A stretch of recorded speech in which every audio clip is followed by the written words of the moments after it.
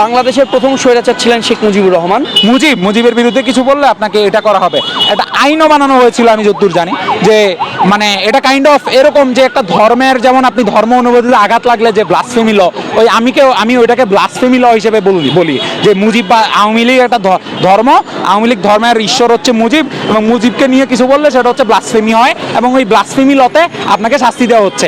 গত 15 বছর তাই হচ্ছে। মুজিব একটা যে স্বাধীনতা সংগ্রামী লিডার, একটুকে কিন্তু রেখে দেওয়া হয়নি। 20 সালে আমরা দেখতে পেয়েছি তারা পুরো বছর যাবৎ মুজিব বর্ষ পালন করেছে, মানে মুজিব বর্ষ পালন করেছে, হাজার হাজার কোটি টাকা খরচ করেছে, প্রত্যেকটা জেলায় উপজেলায় কাউন্টডাউন বসিয়েছে 1 বছর যাবৎ। তারা সব কিছুতে মুজিব, মানে সব লিটারালি দুনিয়ার কিছু হয় নাই, মানে বাংলাদেশটা মনে হয় না হাসিনা এবং মুজিবের। এই জিনিসটা আসলে সাধারণ মানুষ কি সহ্য করতে পারে? এই তো তারা হচ্ছে একটা, মানে তাদের ধর্ম যে মুজিববাদ হচ্ছে তাদের মেইন যে আইডিওলজি, যে মুজিব এবং 71কে, মুজিব একমাত্র 71কে হাইজ্যাক করে, মুজিবকে ঈশ্বর হিসেবে তৈরি করার মাধ্যমে তারা 71কে নিজের ব্যক্তিগত সম্পত্তি বানায়, এবং যেহেতু 71-এর মাধ্যমে আমাদের দেশ স্বাধীন হয়েছে, তাই এই দেশটা তাদের, এটাই হচ্ছে তাদের আসলে মেইন উদ্দেশ্যটা ছিল। কিন্তু আমরা এটাকে নস্যাৎ করে দিয়ে আমরা মানে হাজিরাকে পতন ঘটিয়েছি, যেমন তার বাবার পতন ঘটেছিল, এবং আমরা ভবিষ্যতে পূর্ণ লাগলে আবারও রক্ত দিব, আমরা তাদেরকে দাঁড়াইতে দিব না। একটা নির্দিষ্ট একটা স্বার্থন্বেষী একটা গোষ্ঠী যারা হচ্ছে এখনো ফ্যাসিস্টের সাথে যোগাযোগ রেখেছে, তারা হচ্ছে এই ছবিটা মুছে দিয়েছিল, আমরা সেটা জানতে পারি।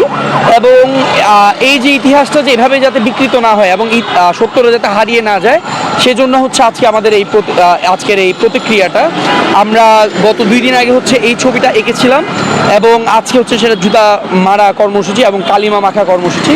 তো আমরা আজকে জুতাও মেরেছি, আজকে আমরা তাকে কালিও মেরেছি, কারণ হচ্ছে আমরা চাই যে সত্যটা যাতে কোনোভাবে মিথ্যা দ্বারা চাপা না পড়ে যায়, এবং সত্যটা যাতে সবসময় সত্য হিসেবে থাকে, সেজন্য।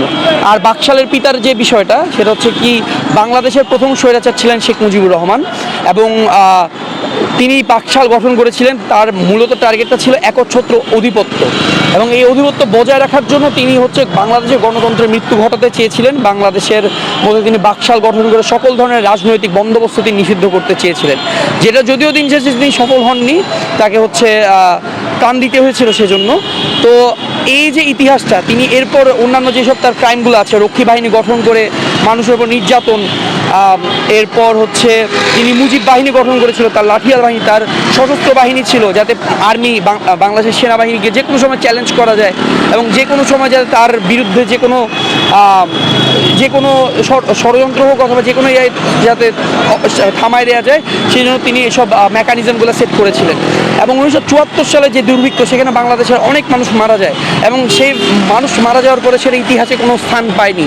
সেই জন্য অ্যান্টি-ফ্যাসিস্ট কোয়ালিশন ইতিমধ্যেই একটা এক্সিবিশন করেছিল সত্য তথ্য নিয়ে 1974 সালের দুর্ভিক্ষকে নিয়ে, এবং সেটার জন্য মুজিবের কতটুকু দায় ছিল সেটা নিয়েও আমরা প্রোগ্রাম অলরেডি করেছি।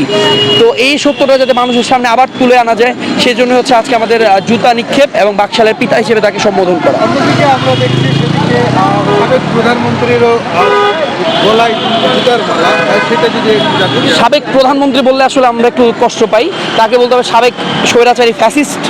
তিনি তার ছবিতে অবশ্যই আমরা জুতার মালা এখনও দেখতে পাচ্ছি এখানে, এখনও তাকে আমরা জুতা মেরেছি এবং মেরে যাব আমরা, কারণ হচ্ছে তিনি বাংলাদেশের মানুষকে কিভাবে নির্যাতন করেছে। বাংলাদেশে এই যে জুলাই, শুধুমাত্র জুলাই না, এই জুলাইয়ের কথা আমরা যদি ভুলেও যাই, এর আগে বাংলাদেশের মানুষকে কিভাবে তারা এভাবে মেরে ফেলেছিল সেটা আমরা দেখতে পাই। তিনিও একজন, মানে কি বলবো, স্বৈর শাসকই ছিলেন, তাকেও তার যোগ্য সম্মান, মানে ওই যোগ্য কি বলবো, মানে ব্যবহারটাই দিতে হবে, ইতিহাসে তাকে তার প্রাপ্যটাই বুঝিয়ে দিতে হবে। তার মতো একটা ফ্যাসিস্টের আসলে এটাও অল্পই হয়ে গেছে, উচিত প্রত্যেকটা পিলারে তার একটা একটা করে ছবি লাগে, এভাবেই ব্যবহার করা, মানে এভাবেই জুতা লাগায় দেওয়া। 5 আগস্টের আগেই আমাদের যে ছাত্র জনতা, তারা এই প্রতিকৃতি দুইটাতে জুতা এবং রং নিক্ষেপ করে, এবং এই জুতা এবং রং নিক্ষেপ করে তারা হচ্ছে তাদের ঘৃণার বহিঃপ্রকাশ ঘটায়।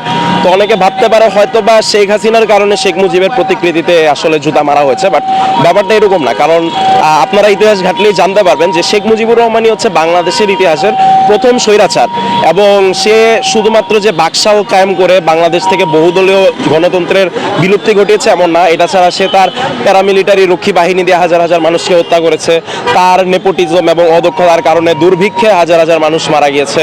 এরপরে এরপরে তার মাধ্যমে সংবাদপত্রের স্বাধীনতায় হরণ করা হয়েছে, এরকম অনেক সমস্যা আছে।